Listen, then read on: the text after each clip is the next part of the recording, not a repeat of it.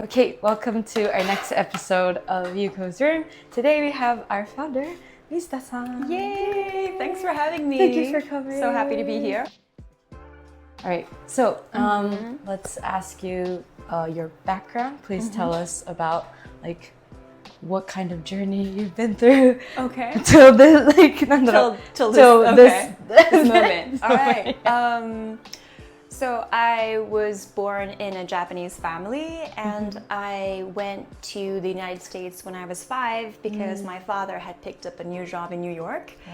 So yeah, and I lived in the U.S. between age 5 and 10. And our family didn't necessarily intend on going back to Japan ever. But circumstances changed, and my father decided to pick up another different job in Tokyo, so we all moved back when I was 10.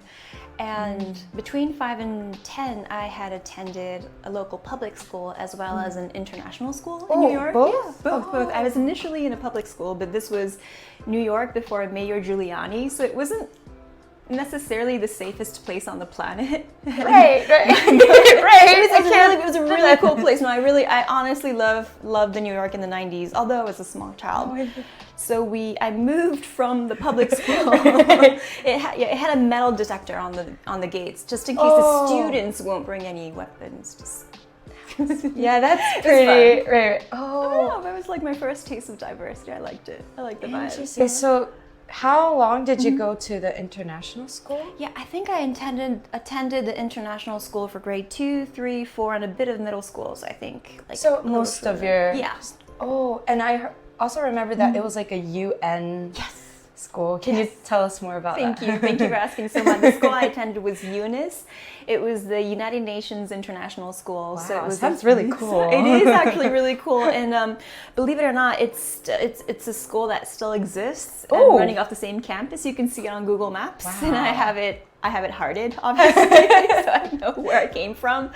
And so yeah, it was a really diverse school. New York itself is very diverse, but that school was particularly diverse and kind of had this very special mission of trying to enhance world peace and trying to really create a world where the diversity and the colorfulness that we have as a race come together and we create peace together. So that's really amazing. It is. So I grew up believing that as people, we should. When we grow up, we all make the world a better place. Yeah. And I still believe that, don't get me wrong, but I was front and center to my life. Dedicated. Exactly, yeah. So I had besties from Malaysia, South Africa, and Costa Rica. It was really cool. Are they still in New York, or are they all over the world? That's a great question. I'm in touch with a handful of them, and some of them have stayed in the US. Some have really moved around with their families. Wow.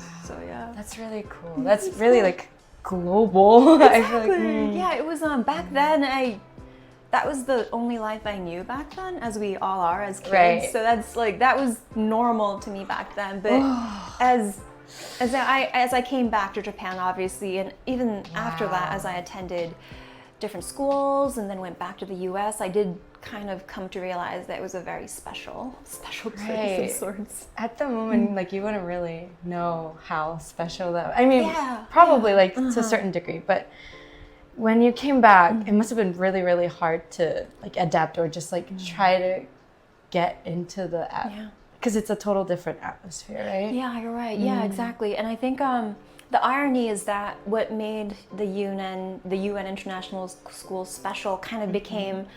I don't like phrasing this in a negative light, but I guess to be fair, what made that school special kind of made me stand out too much back in Japan.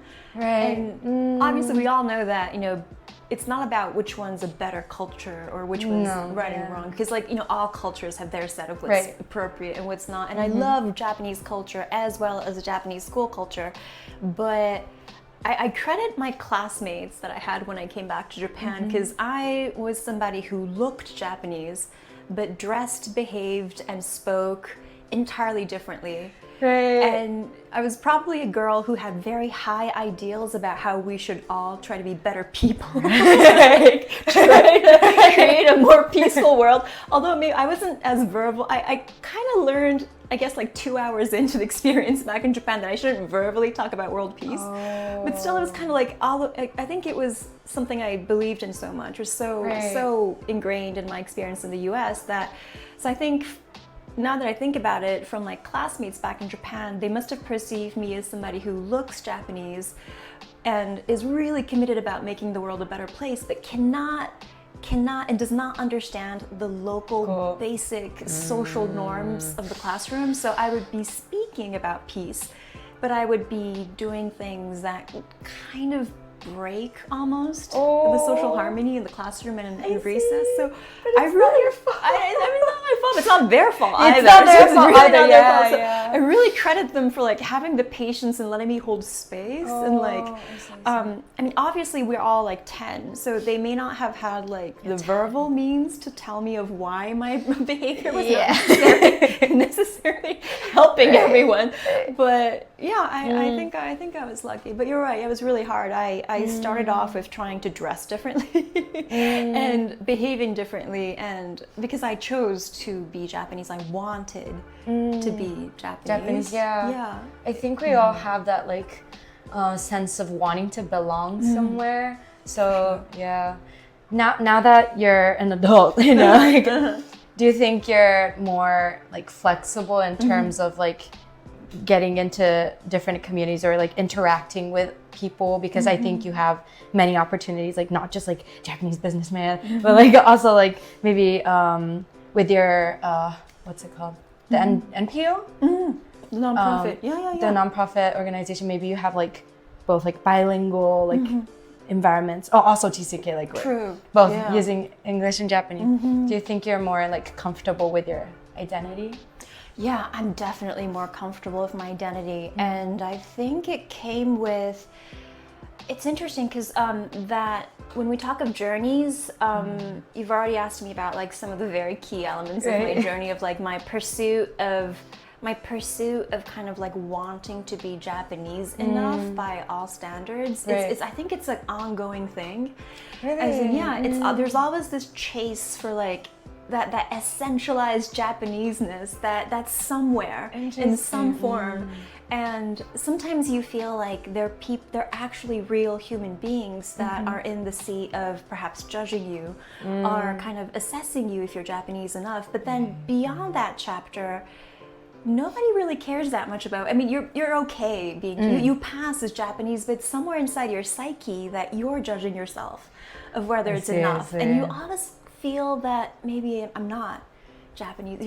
I'm always chasing for that essentialized Japaneseness. But I guess when you turn like 20 and then 30 and then I'm turning 40 next year, it stays there, but it evolves. And I think I've come to terms with my identity. I've come to notice that my identity is in layers, and that there's like my side with my family or my side with my friends, and then like me as a it's like me, and like in many ways. Exactly. So there's that social identity of me being Japanese or American or a TCK or international, but then there's also me of being like, well, I'm also just me. Yeah. At the end of the day, we're just ourselves. Exactly. So the great part about turning 30, in my view, is I was scared of turning 30, to be very honest. I think it's, I don't know, is it a Japanese thing? Is it a female thing? Or maybe it's a human thing? There's that thing about being 30. My 30s were way more chill and way more fun than I expected. My sister told me as well.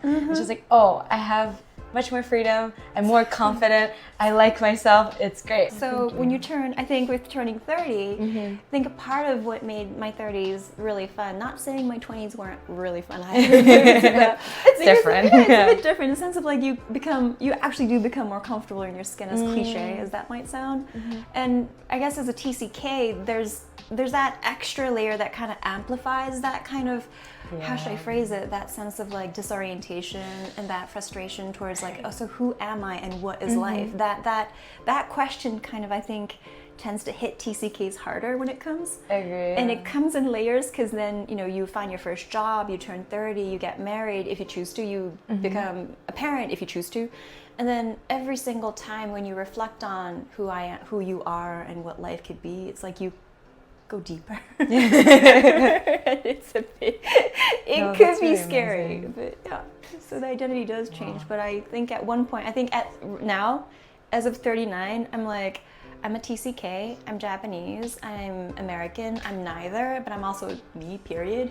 Thank you very much. It's a fun place to be. Yeah, okay. Join the club. in your time, yeah. Thank you so much. Absolutely. Okay.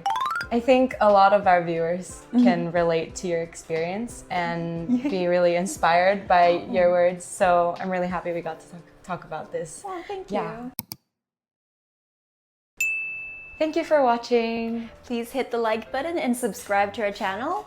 And please follow us on Instagram, X, and Line. And if you would like to ask us any questions, please click the link in the description and you can have a free consultation with us. Thank you. Bye-bye. Bye.